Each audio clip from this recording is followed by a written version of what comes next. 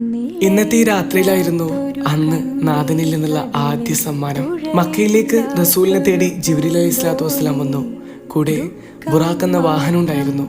അവിടുന്ന് റസൂലിനെയും കൂട്ടി മസ്ജിദുൽ അഖസയിലേക്കും അവിടുന്ന് 7 ആകാശവും കടന്ന് നരകവും സ്വർഗവും കണ്ട് പടച്ചോനിൽ നിന്നും സമ്മാനമായി 50 വക്ത നിസ്കാരവുമായി മടങ്ങുമ്പോൾ വയൽ വെച്ച് കണ്ട മൂസാ നബി പറഞ്ഞു, നബിയെ, തങ്ങളുടെ ഉമ്മത്തിന് ഇത്രയും സാധിക്കില്ല. റസൂൽ വീണ്ടും നാഥനിലേക്ക് മടങ്ങി, വീണ്ടും അപേക്ഷിച്ചു. അവസാനം 5 വക്ത നിസ്കാരം, നാഥനിൽ നിന്ന് കിട്ടിയ ആദ്യ സമ്മാനം.